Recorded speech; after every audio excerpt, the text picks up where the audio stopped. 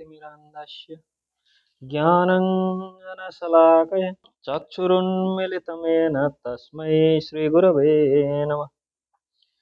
श्रीचैतन्यमनोभीष्टं स्थापितं येन भूतले स्वयं रूप कदा मह्यं ददाति स्वपदान्तिकम्।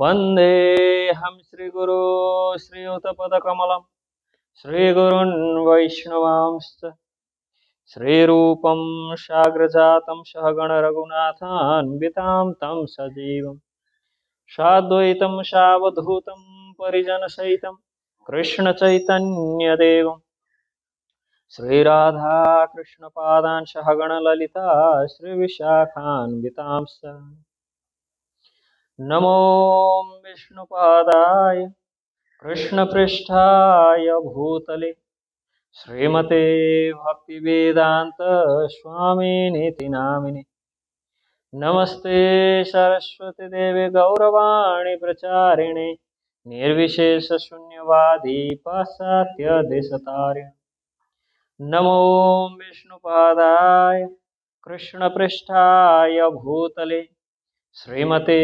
भक्तिसिद्धान्त सरस्वती इति नामिने श्रीवार्षभानवी देवी दैतायकिपाब्धये कृष्ण संबंध विज्ञान दायिने प्रभवे नमः।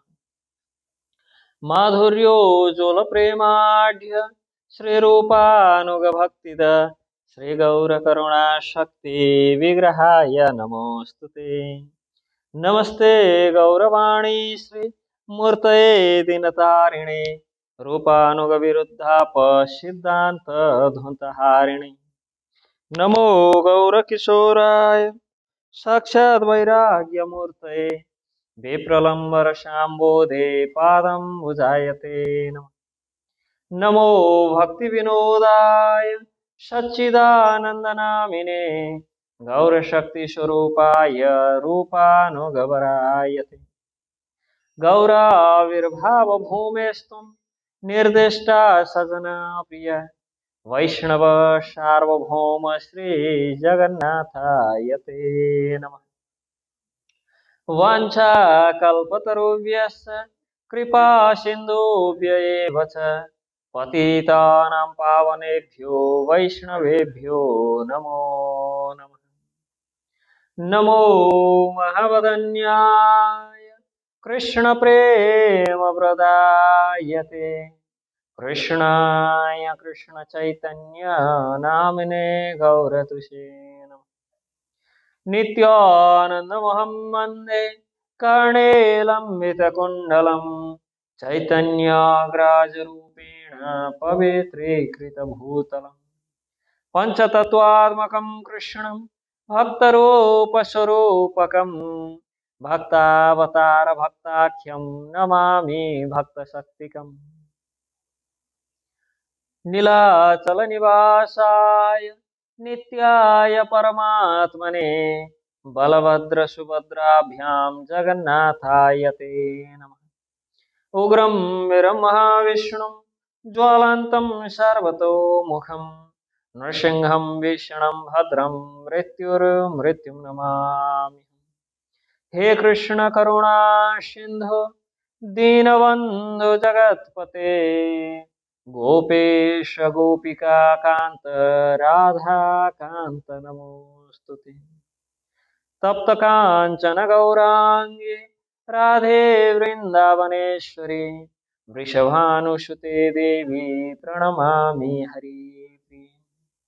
जयतां सुरतौ पंगुर मम मंदमतेर्गते मत्सर्वस्वपदाम्भोजौ राधा मदनमोहन दिव्यावृन्दारण्यकल्पद्रुमाद श्रीमद्रत्नगार्ह सिंहासनस्थौ श्रीमद्राधा श्रीलगोविन्ददेवौ पृष्ठालिविषेव्य मनोस्मरामि। श्रीमान् रासरसारम्भे वंशिवटतटस्थित कर्षणवेणुर्शनैर्गोपी गोपीनाथ श्रियस्तु नः। जय श्री कृष्ण चैतन्य प्रभो Nityanand Shri Advaita Gadadhara Srivasadi Gaura Bhakta Vrinda. Hare Krishna, Krishna Krishna, Hare Hare, Hare Rama, Rama Rama, Hare Hare. Hare Krishna. Namnamakari Bahudha Nija Sarva Shakti Tatrarpita Niyamita Smaranena Kala Etadrishi Tava Kripa Bhagavan Mamapi Durdaiva Midrishamiha Janina Nuraga. So we're discussing from Sikshastakam by Sriman Mahaprabhu. And as we discussed, the results of chanting holy name that we get in our life and the names of Lord, names, different forms of names, and with that, Bhagavan Sri Krishna and his names are identical, non-different, and being non-different, still Srinama are more merciful than Bhagavan himself. And we are the pastimes of Bhagavan Sri Krishna, how he himself came to serve the devotee who was serving his names. And एक कृष्ण नामे करे सर्व पाप नाशन प्रेमेर कारण भक्ति करेन प्रकाशन. Just by chanting single name, all our sins accumulated in life after life is just vanished.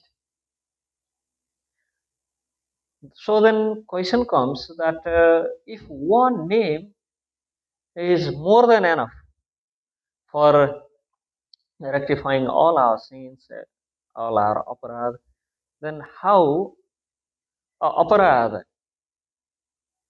going to be going, how this nama aparad can create any obstacles in the life of in our life? Because if Krishna's names are so powerful, then how come this nama aparad is creating disturbances, creating obstacles? How that can be? Because when we see by all examples, by writings of all our acharyas, even all Puran and Itihas, even Upanishad, Mahabharata, Niti Shastra, Dharma Shastra, Griya Sutra, all explains the glories of holy name and the holy name being independent from all other forms of bhakti or all other limbs of offering devotional service to Lord, all other paths of attending Lord. Holy names, Sri Krishna Nama, Sri Nama are, Sri Nama is independent and it's above all. So how aparad, Sri Nama aparad can actually be obstacle when Krishna Nam is all powerful, that just by chanting his names, just by chanting Mahamantra, Krishna becomes subordinate to his devotee. Krishna is just keen to help those devotees, those who are serving holy name. Krishna is so willing to serve the devotees, those who are chanting holy name, are chanting Krishna Nama, are chanting Mahamantra. Then how it is possible that Nama aparad could be obstacle in our path? How Nama aparad is creating those disturbances in achieving that prema bhakti? So it's like the cloud, more than that, the fog covers sun for us. We cannot see sun when cloud is there. When everywhere it's foggy environment, we cannot see the sun. that doesn't mean the fog or those clouds are able to uh, cover the sun. It's just they are covering our vision. It's not that sun is being covered by fog or by clouds. It's our vision is being covered by the fog or by clouds. Because of that, we cannot see the sun. It's not that sun, oh, sun got covered by clouds. Now there is no more sun. So it's sun is so far from us, and fog or cloud they are more near to us. So our vision just get blocked, that we cannot see the sun. Maybe somebody is just inside the room, all doors and windows closed and curtains are closed. So it's dark from him in midday also. It's 12 at midday. And a person may think, oh, looks like today this curtain, they covered the sun. So there's no more sun around. But that's not true.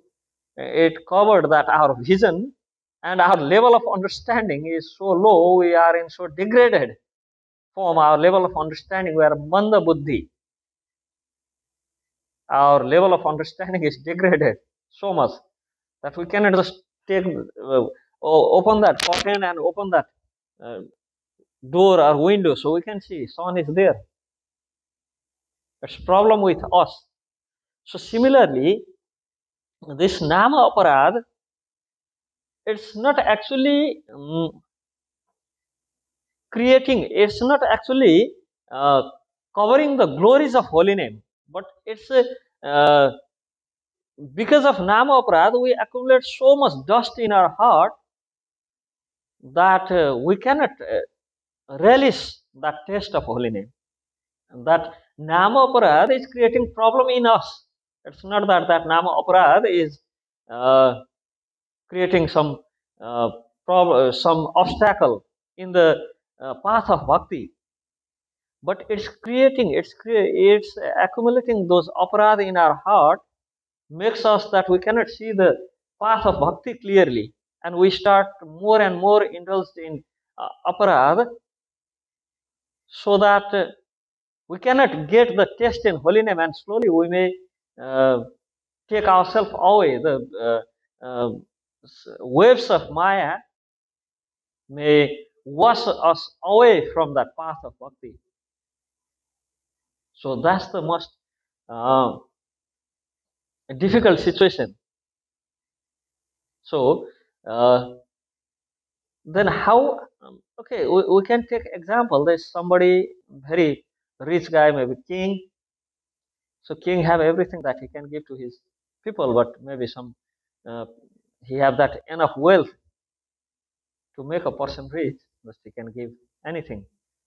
But he is not giving because the citizen is not good. He is not in the form. He is not uh, really following the rules and regulations. He is not following the what king orders, so he didn't give the wealth. That doesn't mean that king is not qualified enough, or king is not that much wealthy to give some wealth to his citizen. King have that wealth, but it's just not giving, because we are not dealing with king according to constitution. So something similarly, it's not that there's some problem with the process, or the holy name is not that uh, Krishna Nam don't have that potency to endow, to give mercy, but because we are not following the path correctly, or our heart is being covered with those aparad, those offenses we doing during chanting of Krishna Nam. So we should always try our best to not to indulge in those offenses during chanting the Krishna Nam. So basically, all of us we know the 10 Nama Aparad, including Sadhu Ninda. The first offense is to have, is to just criticize the devotees. So then question comes, what is Sadhu Ninda? Whom we call Sadhu? Who is Sadhu? Basically, there are so many qualities of sadhus mentioned in different scriptures. So, what is the minimum? I mean, whom we should not be criticizing. So, Bhagavan Krishna is very clear in that. In Srimad Bhagavad Gita, he says, Api chesu duracharo bhajate mam ananya bhak. Maybe he is indulged with any api chesu duracharo, in all type of durachar, in all types of activities which not supposed to be carried out by a gentleman. So, he is doing all nonsense in this world, but only a quality to become sadhu. Bhajate mam ananya bhak. Is chanting the name of Krishna. He indulges himself in chanting of Mahamantra, then he is sadhu. Even api chesu duracharo. He may be durachari, he may be indulged in all type of nonsense activities which not supposed to be carried out by a gentleman. But if he is chanting the name of Krishna, then he is sadhu reva samantabhya. He is sadhu. So we are not supposed to criticize them. And must probably have seen with us, including me, when we joined the movement, when we started, we think we started progressing in spiritual life more and more. We are into this movement, more and more we are busy with criticizing the people, those who are chanting holy name of Lord. Oh, this guy is like this guy is like that. I didn't like his eyes. I didn't like his nose. I didn't like how he speaks. Oh, everything is good with him, but I just don't like snoring night time. So we always get some points to criticize about everyone. If we keep looking around, so if we keep looking around that how to criticize somebody, that's in beginning we join Krishna consciousness in beginning of our life. We join this movement in beginning days. We join this mission of Mahaprabhu to change ourselves, and slowly, after a few years, we want to change everything there except changing ourselves. We want to change everything there, just we don't want to change ourselves. So, first aparad and the greatest aparad among all is to criticize the devotees who have dedicated their life for chanting holy name, for propagating this mission around. So we should be aware with this. And second is to consider the demigods like Lord Shiva, Lord Brahma, the equal, that is offense. And to be independent from Bhagavan is also offense. So both way it's offensive to consider them to be equal and to consider them to be independent from Bhagavan. Both it's offense. And third comes Guru Rabhagya, considering Guru as a like us, general human being as like us, and disobeying him. Guru gave regulative principles. He keeps telling that I'm okay with this. Yeah, he told it was his duty. He told chant this much of round and do this, do that, don't do this. It's his duty. He did it. Now it's up to me what I need to do, what I not need to do. I'm intelligent than him. I just think on my own. So Guru Rabhagya. And Smriti Ninda. It's like this fourth offense to find fault with Vedic scriptures or Shatvik Puran and other scriptures, because we have that tendency. We don't like something, then we started finding excuse for that. Just we start offending scriptures. We started finding fault in Vedic scriptures. We are over smart than Vyasadev himself. So that is aparadha, because Generally, we have seen, I like this, I don't like this. So, what is not parallelly to my views, my viewpoint, so that I don't like. So, that even if it's from Vedic scriptures, even if it's from Upanishads, I deny that. So, that is aparadha. Sometimes aparadha happens because we misunderstand or misinterpret the Vedic scriptures, and sometimes aparadha happens because it is not in aligned with my thoughts. It is not as per my thought. So we just try to skip that. So generally, this aparadha that happens because of these two things: one, lack of understanding, lack of proper understanding, and next, because it's not going according to what we thought was correct. So I just don't like that part of it. It's like, oh, we have to feed cows, so I just don't like that eating part, but it gives milk, so I just like milking part. So that won't work. Till the time we like eating part of cow, then milking part work. If we don't like eating part, we just like milking part only, then that won't work. So similarly, in Vedic scriptures, just because I always like to eat good food, so I like eating prasadam part of bhakti, and but it takes so much time to offer, and it gets cold by the time we offer it. So I just don't like to offer. Then it's no prasad at all. It's no bhakti at all.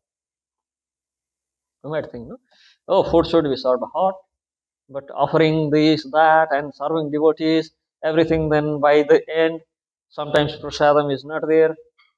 Sometimes it's cold, and taste is funny because it already got cold.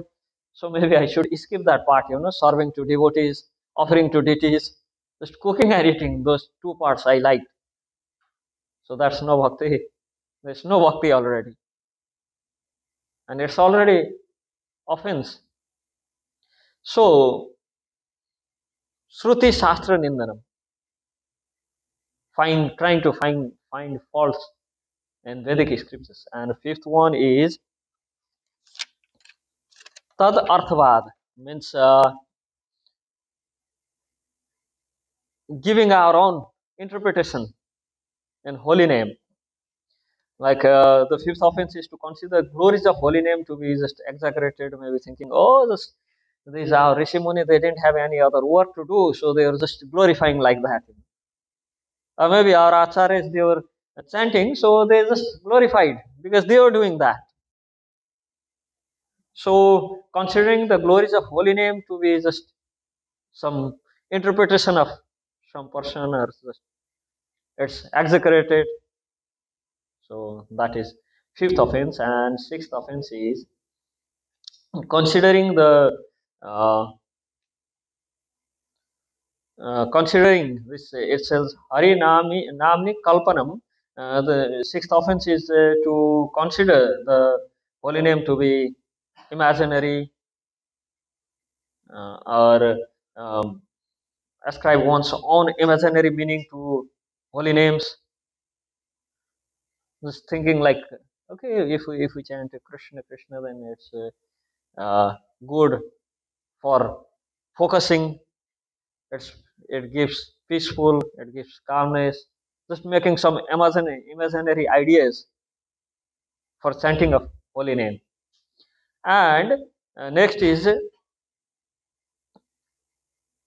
indulging oneself in sinful activities in the name of holy name. Okay, Krishna name is there, so we just keep doing everything, just we indulge ourselves in all activities, not following regulative principle, or just a person who have like tendency to commit sinful actions in the strength of holy names, because holy name is able to rectify anything, everything.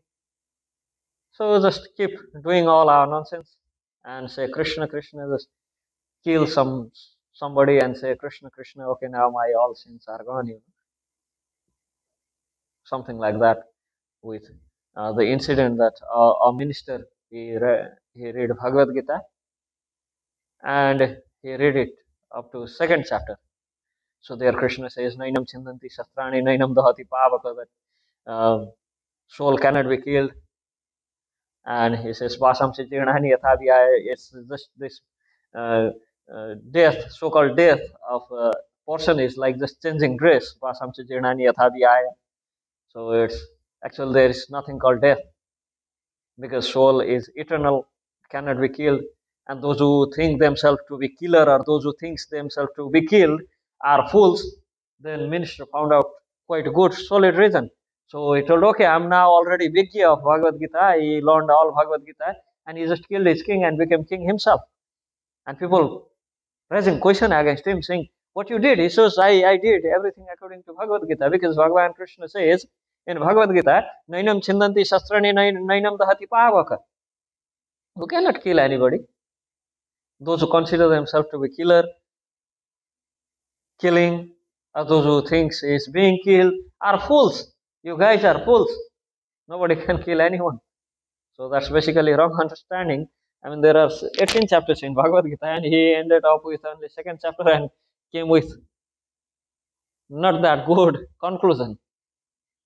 So killing is no problem at all. So taking Krishna name once is more than enough to rectify all our sins. That doesn't mean we can just keep committing crimes and calling Krishna Krishna. That's serious offense. And eighth, seven, and eighth one is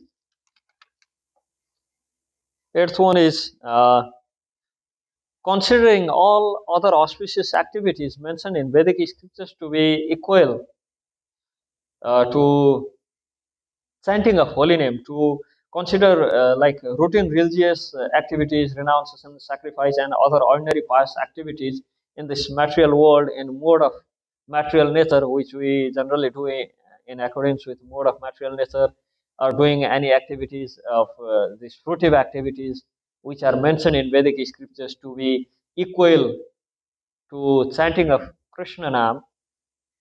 So this is offense. And ninth offense is to instruct the glories of holy name to faithless person who avers hearing and chanting of holy names is also offense. And tenth one is those who, in spite of hearing all these glories, so we're discussing the glories of holy name since for 5 days. So after hearing all these glories of holy name, still maintain the conception that I am this material body, all these material objects and objects of enjoyment are for my enjoyment, and who display no that love for utterance of holy name is also offense. By hearing all these glories of holy name, still we indulge ourselves in all these worldly activities, and still we are busy with our so-called big things, big achievements, then that is also offense. So we should keep distance with these 10 offenses. Every morning we chant this off, uh, we go through this all those 10 offenses. We remind ourselves we should not indulge ourselves in these 10 offenses. So this is basically we should try to be aware and be fully conscious not to go through these offenses, not to do these offenses, not to indulge ourselves in these offenses. But still, sometimes it just happens like that. We try not to do, but it happens. So unconsciously, it happens. There is way to rectify. So even offenses, these 10 offenses against the chanting of Krishna Nam happens in two ways. One just happens like that we are unconscious, we are not that conscious, it just happens like that.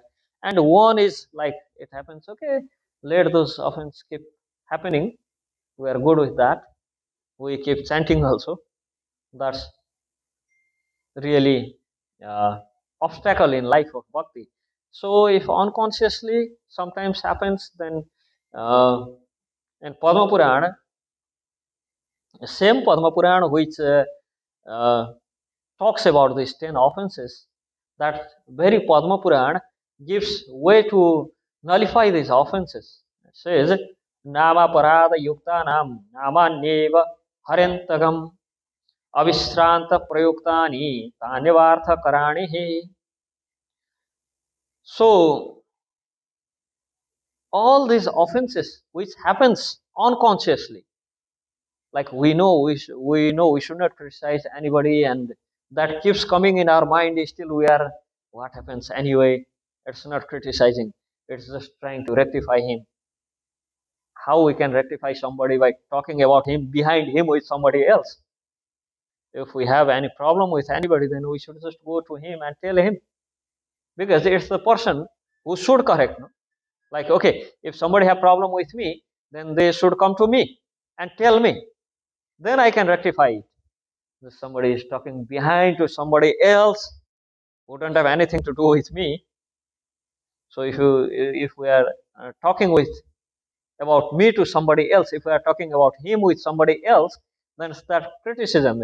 Instead, we can just come in front if we have any problem and just, Prabhu, I'm sorry, but I just have problem with these things.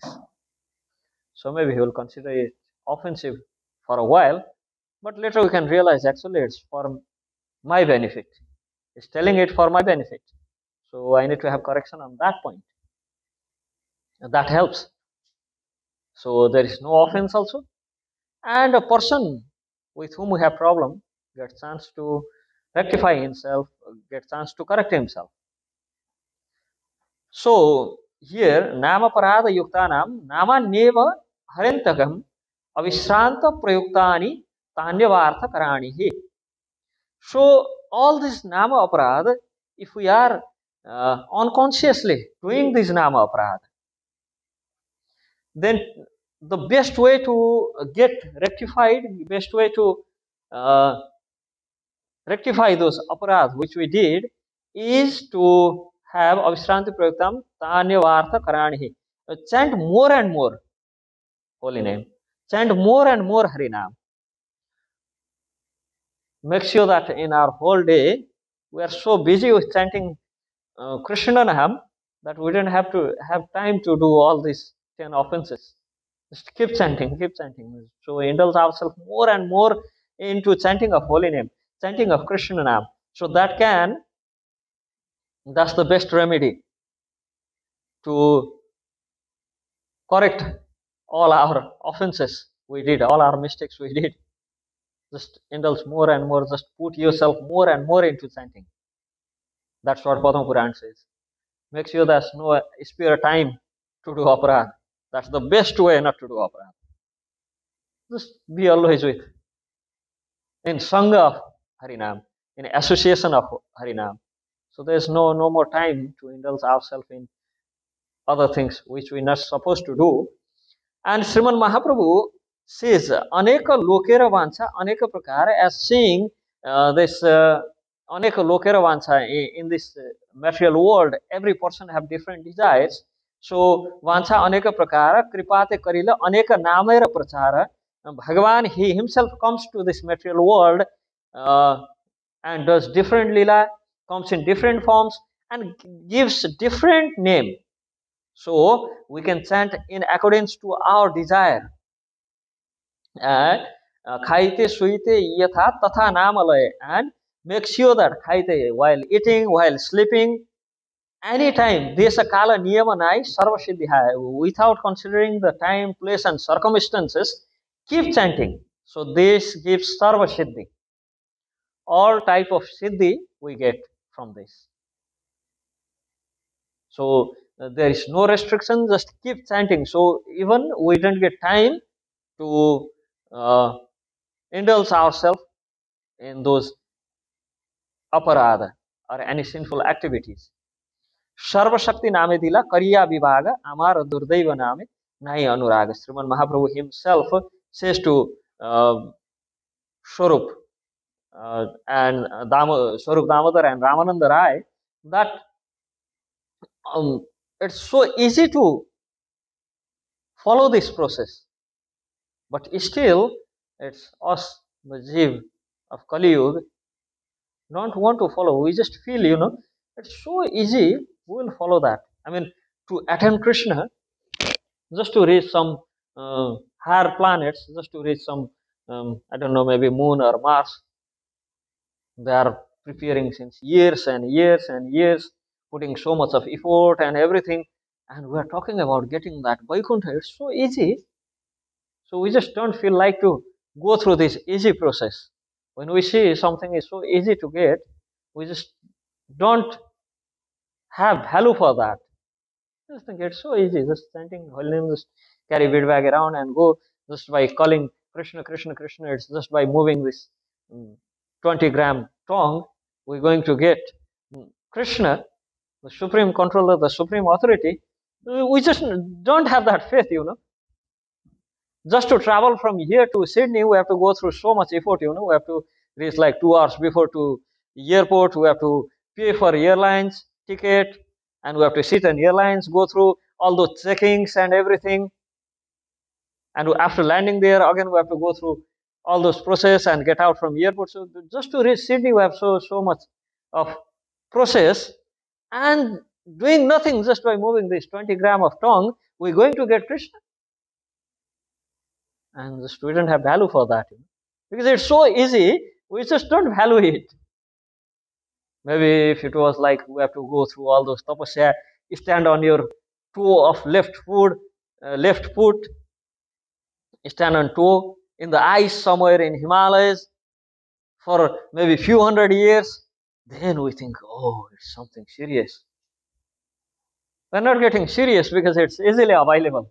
It's just stretch your hand, get that bead bag, and start moving this 20-gram of tongue, no any effort on that.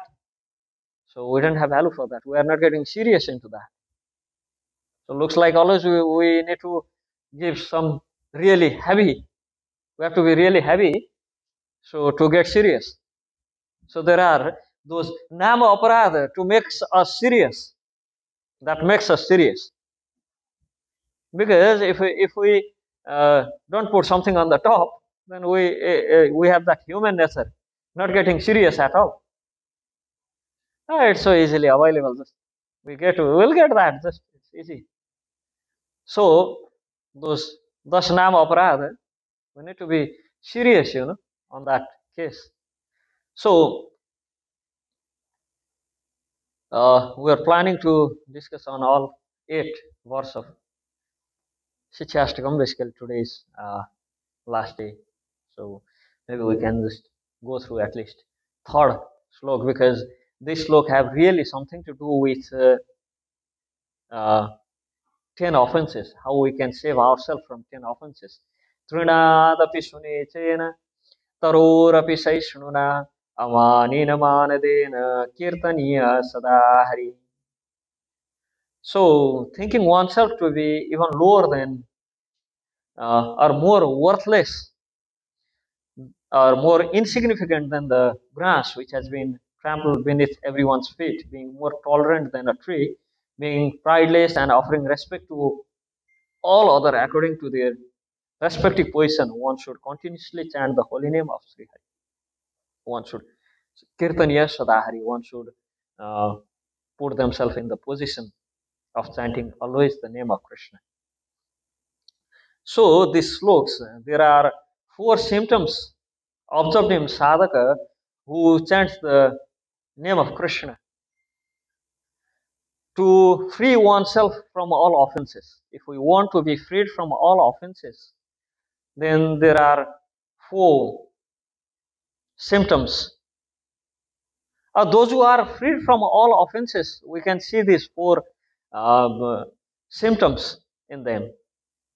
Or if we follow these four rules, then we are freed from all offenses, all thus nam aprad. It's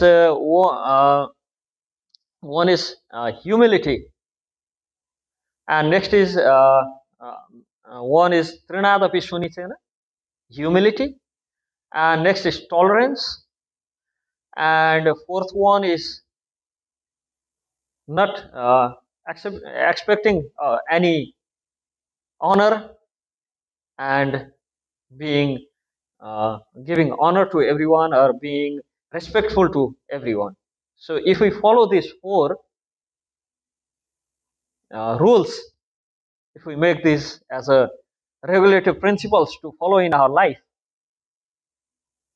then we are freed from all offenses and we started getting the symptoms like natural humility born of complete detachment from material sense gratification. We started getting that quality in us. We started having pure compassion devoid of any envy. We are above this envious nature, and purity of heart started our heart start getting pure, and we are freed from this material false ego, and we get that attitude to respect everyone. We started seeing Paramatma residing in each and everyone, in every heart. We started seeing this Paramatma. We started getting darshan of Paramatma in each and every living entity. It's not just only in human form of life, but in each and every living entity. So we need to develop this. If we develop this, if we just develop these four qualities in us, Trunadapi Sunicena, Trunadapi. So now, if we develop that quality, then there are no more offenses. So to save ourselves from 10 offenses, first in first verse, Sriman Mahaprabhu gives us that what results we achieve by chanting holy name. He explains about that. In second verse, he mentions about the glories of holy name, and in third verse, how we going to achieve those results, how we going to get those results mentioned in first verse by Sriman Mahaprabhu. He gives that process in third verse. If we first give process, then people might not be interested in following them, because if we says Trunadapi Sunichena Tarorapi Saishuna at first and tell them the glories of holy name, maybe people already from first verse itself, okay, this is not book for me. Maybe this sloka the Sriman Mahaprabhu gave is not for me. It's looks like it was not meant really meant for me, because he says we need to be Trinadapi Sunichena. So first he shows the fruit. First, Sriman Mahaprabhu shows the fruit, that by seeing that fruit, we get attracted. And second, he gives the glories. So we get more. First, by seeing that fruit, we start chanting. And then after we started chanting, we try to find the glories. Why I am chanting? So he's giving second shlok. So first he gives what we need to do. Param Vijayate Sri Krishna Sankirtanam. Chant. It's basically Sambandha.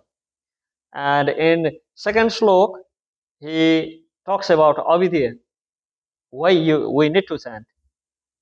And now in third slok, he gives about avidya tattva. He starts chanting how we should do it, how we should. So what, why, and how? Because nowadays people have that tendency.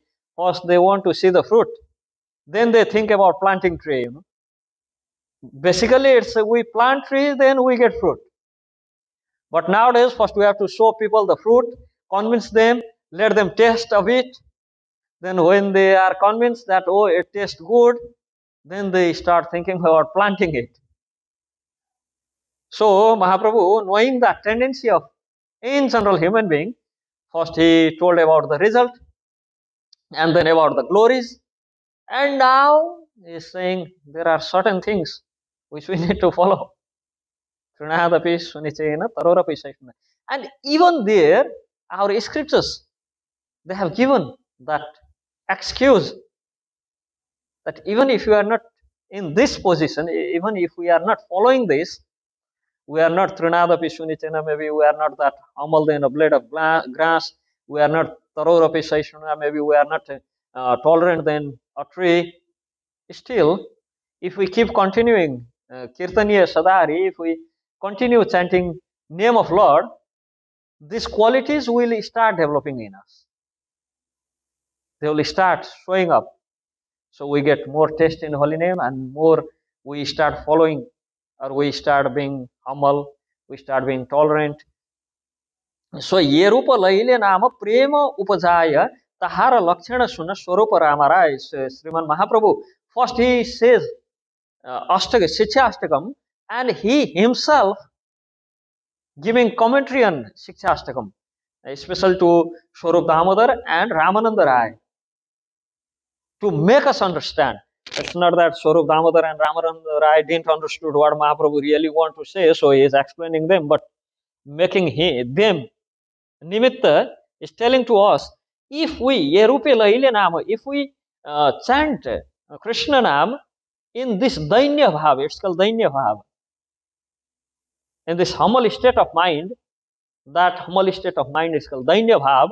If we chant Krishna Nam in this Dainya mood, Dainya Bhav, then Prema Upajaya, so that love starts manifesting in our heart. Tahara Lakshana Suna, Swarupa Ramaraya. So after that, more and more this Lakshana, this humility, this tolerance, this starts manifesting naturally in us. Maybe in beginning we do it out of etiquette, thinking, oh, what people will say if I don't follow these things, if I don't offer obeisances. After seeing Vaishnava, what other people will think? Maybe they'll think this guy is so arrogant and puffed up. So because out of showing that goodness in us, we are following these rules. Maybe in beginning, but slowly following these rules, even out of prestige, even out of etiquette, just to be good person around, we are following this. We are showing that humility. We are trying to be tolerant to show that how big sadhu I am. Even by force, we are trying to show those qualities in ourselves. And if we keep continue chanting Krishna Nam, then these qualities become natural qualities in ourselves. So even by forceful, just maybe just because like show off, we're doing it's good. We should keep continue that and keep continuing in chanting Krishna Nam. So by the mercy of Krishna Nam, those qualities becomes natural in us. That's what Sriman Mahaprabhu says to Swarup Damodar and Ramananda. And it says, Sriman Mahaprabhu says, Urda Brahmacari, Kai Suna Sarvaloka, Nama Sutra Gati Para, Kanthe Ei Shloka. Whether you put Tulsi beads or not, but make sure that this one specific verse, we put it, we tie it in some rope and we hang it here always. That means we follow it always. Maybe artificially. We should keep following it. We should try practicing it. Try being tolerant, try being humble, and try not to expect any man, any respect, and try to respect everyone. Maybe it's just for showing that I am sadhu, I'm good person, Among all, I'm the best person because I'm humble, seeing everyone, I'm offering obeisances. Even I'm so hungry, and from core of my heart, I'm just feeling how much these guys have to eat. Still, I'm feeling something like that in core of my heart. Although feeling that, I'm trying my best to serve around, to be good person, the only good person around. Even though that, just keep trying to get those qualities. So one day, by the mercy of Sri Nam Prabhu, those qualities become natural qualities in us. We won't even notice that. We are already really good person. In beginning, we were trying to be a good person to show that how good I am. But slowly, how great saint I am, trying to show that. But slowly, that becomes natural qualities in within, and we don't even notice that. In beginning, we notice that how humble we are, but days will come by the mercy of Holy Name that others will figure it out. Others will notice how humble we are, so that we will get by the mercy of Holy Name. So, why we have to do that? Unwillingly, maybe forcefully, just for show off, whatever it may be. Why we have to follow these four principles? Then Sriman Mahaprabhu says, Yedi Vaishnava aparada uthe hati mata, upade wa chinde taro suki jahe pata. if that Vaishnava aparadha, because following these four principles mentioned in third verse of Sikshastakam, we become free from aparadha, because all 10 offenses are generally being happened. Those aparadha happen from us because we are not following these four principles. So Sriman Mahaprabhu says, if we are not following these four principles, then Vaishnava aparadha, like a mad elephant that is now in a sleeping state, that wake up. Then when that mad elephant wake up, then that going to enter in the garden of bhakti and going to finish everything. Those leaves of bhakti, that plant of bhakti, going to get dry, and we stop getting that taste in bhakti, and we may be carried away with the clutches of Maya, with the waves of Maya. So he says, Dinata manadat ati शिलाक्लप्तः महावृत्तिः भक्ति कल्पनृभिः पाल्या श्रवणाध्याम्बु सेचनैः. So this dainya bhav, this humility should be there when we are humble, we are tolerant, and we are giving respect to everyone. Then this works as a fence to the garden of bhakti. So we should build a strong fence. So by putting that fence should be made out of humility. More humble we are, more that fence is strong. More tolerant we are, more strong the fence is. And that will stop that mad elephant to enter inside the garden of devotion, the garden of bhakti. And our bhakti gets saved. And we should keep watering it, watering that bhakti lata by chanting of Mahamantra, by chanting name of Krishna. So basically here Bhagavan says Trinadapi Sunichana. A devotee should be humble than the blade of grass. So grass, you can say it's of no use at all. If we just see like it's worthless for a human being. And that grass, we just walk around. Here Krishna says, Mahaprabhu says, Trinadapi Sunichana, more humble than the blade of grass, because we walk around, we put our feet on that grass. So when we just take our feet from there, that grass try to stand up. It comes back to its position. So Mahaprabhu says, should be more humble than that. Somebody steps on you, then don't try to raise your head as that grass tries to. Be more humble than that. Trinad api sunichana. More humble than the blade of grass. And see those grass,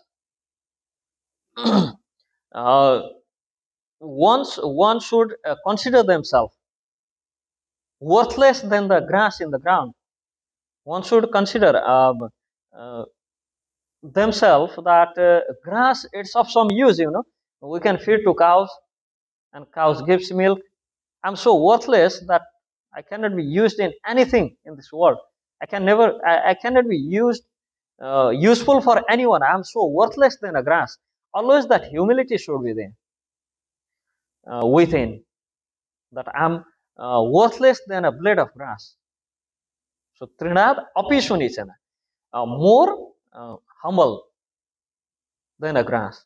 Consider oneself to be worthless than a grass, blade of grass, and taror api saishunana, more tolerant than a tree. So tree gives everything to us. It gives oxygen basically to breathe, without which we cannot live just for a few seconds. Maybe for a minute we can, but not sure. And trees gives everything. It gives fruits, it gives wood, firewood, and wood to build house. Basically it gives shelter to us. So trees give everything, but it doesn't ask back anything. Well, I'm supplying you everything, and you're such a ungrateful guy, not giving me anything back. just give me this, give me that, at least water me. No, it doesn't ask. It gets dry. If there is no water naturally, then it's just get dry, but doesn't ask for anything. Even tree, they could have asked, no? I'm giving everything to these people and they're so ungrateful. Maybe I stopped giving them. Maybe I show them how powerful I am. Maybe just don't give them oxygen. Maybe, okay, this time just don't give them fruits. No, it never says. Because of that, uh, trees, in all living species, trees are the species which are into their dharma without any return in back, without expecting anything return in back. Because of that, Krishna even says, um, he asks for four things in Bhagavad Gita: patram, pushpam, phalam, toyam. So three things they comes from trees. Say Krishna didn't ask anything with us because we are not situated in dharma. But those trees being situated in dharma, Krishna asks from those trees, patram, pushpam, phalam. So these three things comes from them. So our acharyas, they give example that trees, they gives everything to us and we go and chop them off. So while chopping them, sometimes we get tired and the sunny day. So half chopped tree, we are just sitting beneath them, hiding from sun, and still that tree is providing us shade. It doesn't say now, this guy, I'm giving whole life everything to him and he's chopping me off. So at least last of my life, it's just I'm going to die now. This time I'm going to show him that if I want, I can deny my service. Okay, I'm not going to give him shade. No, no, tree still gives shade to us. We are chopping them just in shade of same tree which we are chopping. So they are that tolerant. So we need to be that tolerant. Trinad api sunichena. Taror avi saishunana. So more tolerant than that. More tolerant than trees.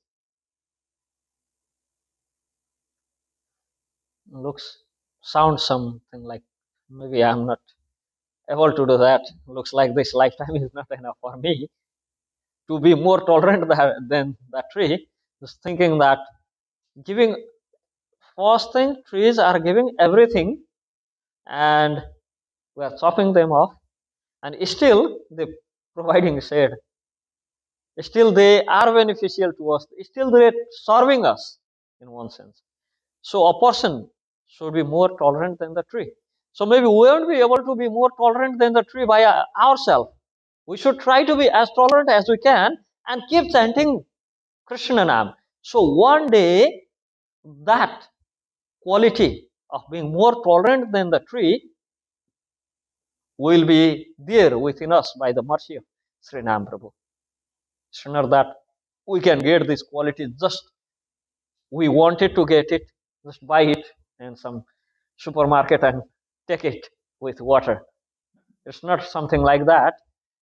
But if we keep trying our best to be tolerant, at least we can be less reactive in some proactive situations. Try our best not to be reactive. Just maybe wait for a bit before reacting. We can start practicing from there. Like, okay, just wait for a few seconds before reacting. We can start with that. So one day, because in this verse, telling these four principles a devotee should follow in his life, along with that, Sriman Mahaprabhu says Kirtaniya Sadahari. So this basically again saying Kirtaniya Sadahari means these qualities we may not be able to achieve it just by our own effort, but we should try to have these qualities. We should put our all effort to get these qualities. But we should never forget Kirtaniya Sadhari. We should never forget to chant Krishna Nam. Because by the mercy of that Krishna Nam, if we try to have these qualities, we walk one step ahead, then the mercy of Krishna Nam, by the mercy of Krishna Nam, Krishna will push us from behind. So one day these qualities will become natural. So here Krishna residing as a Paramatma in heart of every living entities. Here Amanina Manadena, we should never uh, think of getting respect, but we should respect everyone. So here Amanina Manadena, how we can, so how we can, here our acharyas they gave example that a temple may be broken, it's full of dust around and nobody's going anyway there. Doors are broken, windows are broken. Even to enter inside, we have to a few spider nets we have to remove and just enter. Still, temple is temple. Now. We respect temple always. We go and offer obeisances. We didn't say, "Oh, doors are broken, windows are broken, and some spiders moving around, so many rats around. So I'm not going to offer obeisances in temple." No, I don't have respect because the temple is dirty, maybe full of garbage around. Even though temple may be full of garbage, doors and windows broken, lights not working, still we go and offer obeisances. No, we have that respect. Although it doesn't looks like good enough to even to enter, full of garbage around and rats running and here and there. So out of respect, what we do? We try to clean it. We try to fix those doors and windows and lights. So similarly, a person in front, we may not see, oh, we may see all faults in him, everything doesn't seem worthy to get our respect. We are much more senior than them, whatever.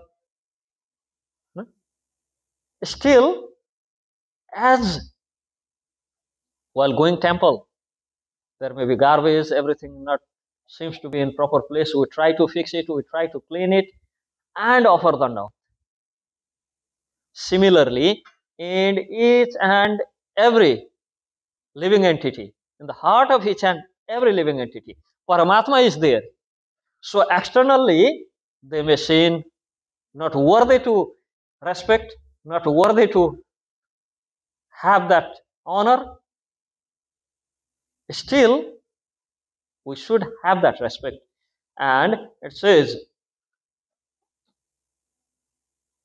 Sriman Mahaprabhu says, Brahmanadi Chandala Kukkuraha Antakari Dandavata Kariveka Bahumanyadhari.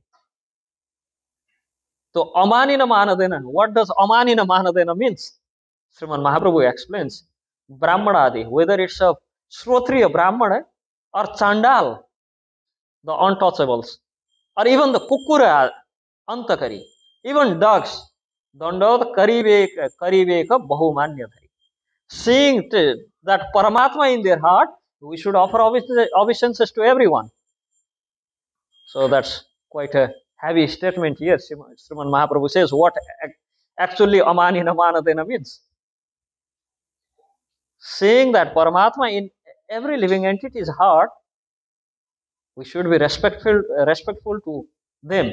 Like how even a temple may be full of dust and everything, still we try to fix it, we try to clean it, and we offer obeisances. We have that respect for temple always. Similarly, it may be dogs, cats, this and that. We should try to liberate them. Maybe some person we just don't like them. They are non-devotees, meat eaters, this, that, whatever they may be. We should try to clean them, and we should be always respectful to them. And here Srimad Bhagavatam says, Pran Medanda Bad Bhuma Vasascha Chandala Gokharam. Even that may be donkey, chandal, whatever it may be.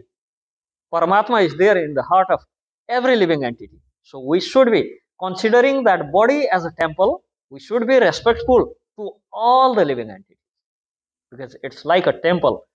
Paramatma is inside there. So, regarding this Amanina Manadena, there is a story in Niti Shastra. There was a sadhu in Brajbhumi in Vrindavan, and materially quite educated guy who with diploma, degrees, maybe PhD, everything. So he heard the glories of that sadhu so much that he wanted to go and just be around with that sadhu. So he went Brajbhumi, Vrindavan, and he was there with sadhu for a few weeks, asking, "Oh, please take me in your shelter, this that." And he goes to sadhu and just asks him uh, to be merciful on him. But he had that ego, that ahankar, that I am so learned and I know so many things. I have this degree, that degree.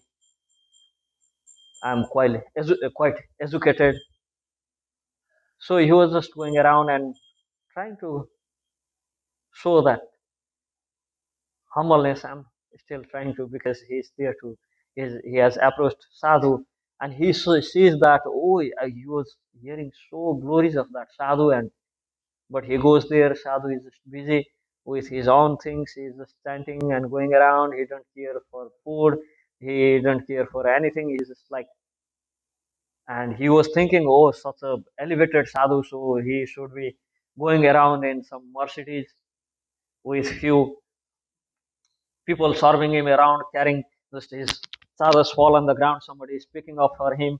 He get down from Mercedes, so there is red carpet, and somebody is there with some good fragrant flower and somebody is spraying this chandan spray around.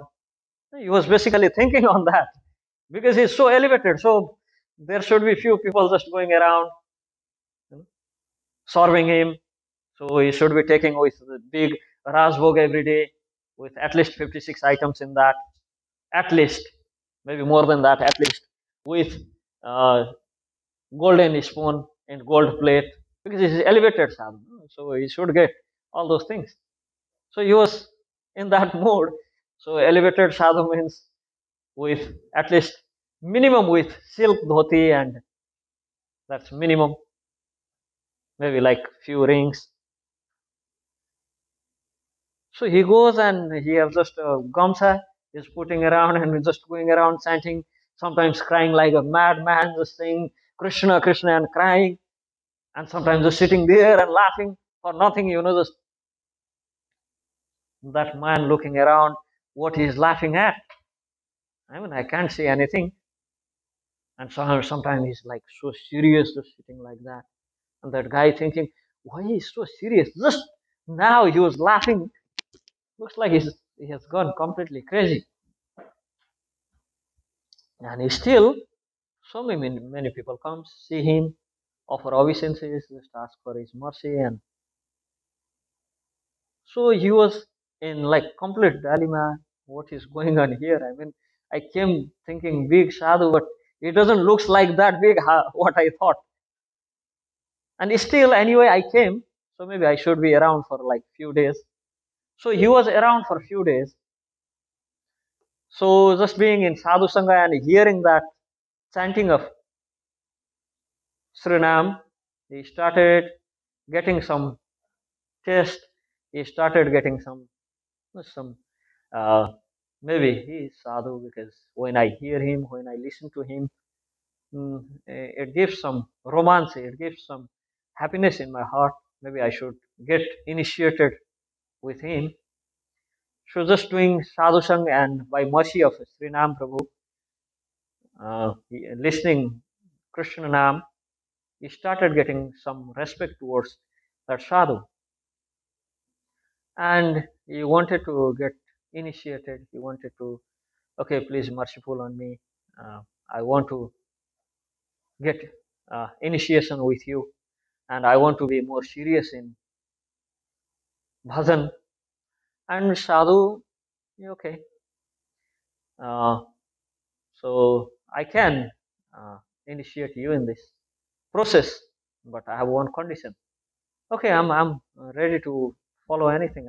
Just give me a, just order me. Uh, After I initiate with you in this process, so you should submit something as a Guru Dakshina. So you should give something. He told, I can give anything, just ask.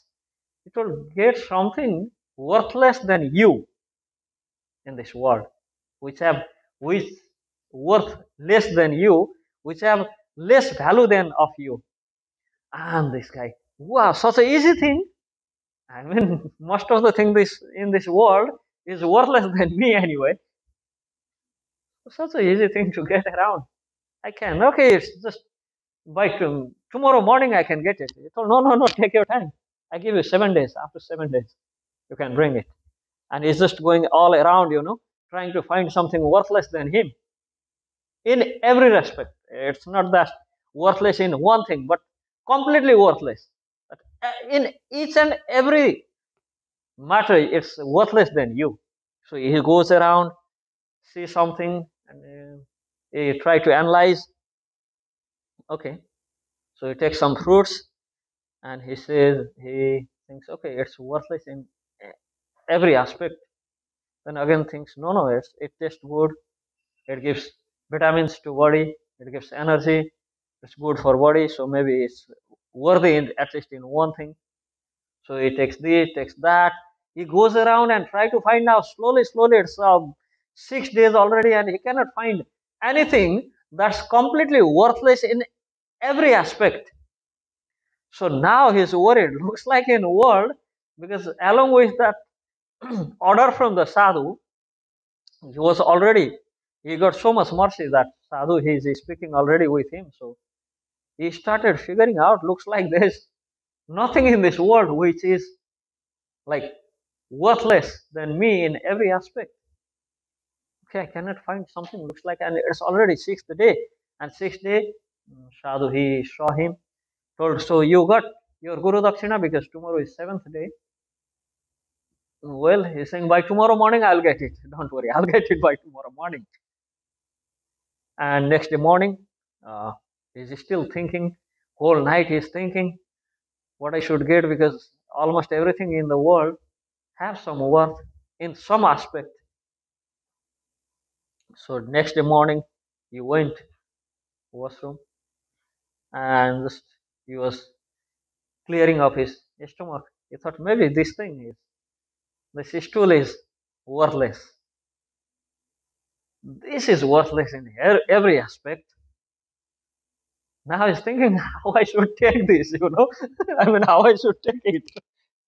Whatever it may be. He just got some leaves from jungle. He just took it, and he was just going to carry it in hand. Sadhu was just coming from that side to take bath. And he saw this guy is trying to take off his own stool in his hand. Asked, "Oh, wait, what are you doing?" You told to get something completely worthless in every aspect. So this is only the thing I can find. Told, what? Yeah, this is only the thing. So it's not that thing worthless. That was Naivedya from Devata before it came in your association. After you took it, became worthless. It was so worthy. People used to offer obeisances to prasad. It was prasad before it came in your association. How it can be worthless? Actually, that prasad transformed itself to this position just to serve you and make you happy. So how it can be worthless than you? Well, that makes sense. I mean, prasad sacrificed its constitutional position, being so respected, just to serve you, became worthless. So how it can be worthless than you? It became worthless than you because it was serving you, because that prasad was making you happy. To make you happy, it became worthless. So one who sacrificed its own position to make somebody else happy, how it can be worthless than a person who is enjoying it and making it worthless? Okay, makes sense. Then this gift, this Guru Dakshina are not going to work. And he saw a worm just walking in that stool. And he's just trying to pick that up, There is something worthless. And he's just stressing to pick that up and asked, "What you are doing?" "I saw that worm that in the stool. That may be worthless than me." Told, "Well, when a person like you makes such a prasad worthless like stool, then these bugs, these worms, they come, they eat it and transform it into the soil in which we again can grow the grains. So all the things you did to that prasad to make such a unworthy, this worm coming here and making that stool again into something such a worthy that again we can grow grains on that and we can consume that. So how that can be more unworthy than you? How it can be worthless than you?" Then, "Okay, let me think. You go take bath and go." Now let me think, because that's all I could find, and still it looks much more. That worth is much more than mine. So let me think. I'll come. Today is seventh day, so I'll come there to for initiation. I'm coming there, but let me think. Still, I'll try to find something. And he's just sitting there. Looks like I'm much more unworthy than that stool and the worms in the stool. So what I can take for him, which is completely worthless in every aspect. So Sadhu Baba, he took his bath, he did his Sandhya and left. And then he goes, after taking bath, this guy goes, "So looks like in this world I'm the most worthless guy in the world, because even the stool and worms in the stool have more worth than me, more value than me. So I just brought myself to you. That's only I have. That's only a thing which I can bring. So I just brought myself to you as a Guru Dakshina." Then Sadhu says to him, "You are initiated. Your process is started now. Now you are in the process of attending Sri Krishna Prem. Actually, now you are qualified to be Nama Premi. Now you are actually in that position for Kirtaniya Sadahari. So now you are initiated. Yes, you got that. So this should be our stage. This should be our thought, and this is actually our position. We are so worthless that whatever comes, how good, how better, how good it may be, whatever comes in our association, whatever touches us, we're just going to completely finish that. I mean, make it completely unworthy, worthless. So whatever comes in association with this body we are carrying becomes worthless. And still, we think we need some external factor to make us humble. I mean, once we realize that how unworthy we are, like this guy realized with the Sangha of Sadhu, that day, nobody is needed to make us humble. We get that humility naturally. So that can be happened by mercy of Sadhu and mercy of Harinam. Because of that, Sriman Mahaprabhu, by giving these four principles, amanina, don't aspect for any respect everyone, amanina manavin. And first he says, be humble than a blade of grass, and then he says, be tolerant than a tree, and without uh, expecting for any respect, give respect to everyone. But along with these four principles, he says, Kirtaniya Sadahari. So if we don't have these qualities naturally, we should keep chanting Kirtaniya Sadahari. We should keep doing Sankirtan. We should keep chanting Srinam. Then the day will come. All these qualities become natural qualities within us. by the mercy of Sri Nam Prabhu. So today is our last day of uh, this program going on here. So maybe if we have some question, we can just try to answer. We tried to go for all 8 verses, but well, it was not possible. So we end in third. So maybe next time we can start from 4th verse and move ahead. So any questions? Okay. You mentioned that the offences, and one offence is to minimize the names. Mm-hmm. The names can be sometimes thought to be beneficial to make clarity in the mind. Yeah. But if you are trying to convince somebody somehow or other to begin chanting, is it offensive then to suggest to them that they have mental disturbances, that this will be good for them to chant? No, that's basically we are doing for the sake of optimum benefit of that guy, and we are trying to connect a jiva with Paramatma, the Atma with Paramatma. We are trying to bring that soul to back to Krishna. So that time uh, we are not trying to minimize the glories of holy name, but we are trying to make somebody to chant the holy name that someday we will understand the real glories of holy name. So that's difference in the bhava. But although knowing all the glories, we are just thinking, we are just chanting to make ourselves focused on something. Although knowing all the glories, then that is offensive.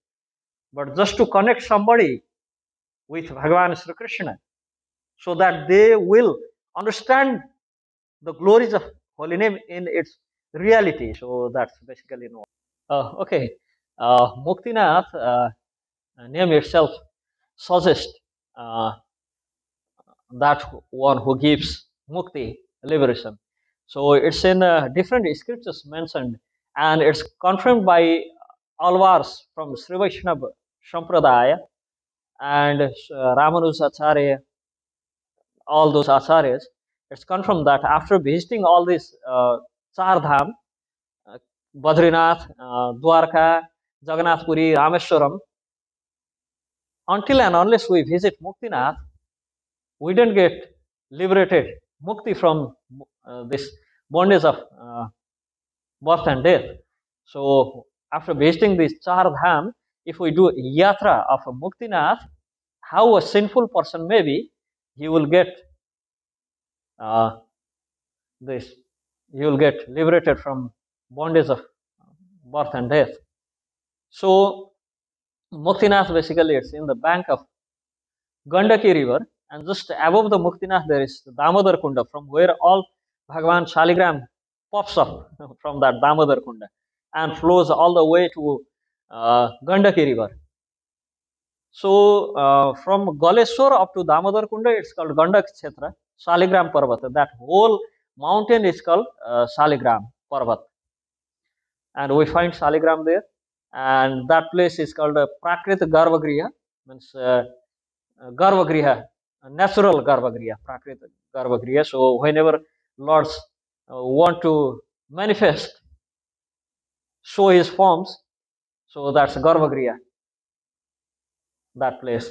And the most surprising, funny thing there is, morning and evening, all Muktinath Bhagavan, his form of Lord Vishnu, is being worshipped as per Agama Vidhi, as per Pancharatrika Vidhi, and daytime he is being worshipped in Buddhist system of worship.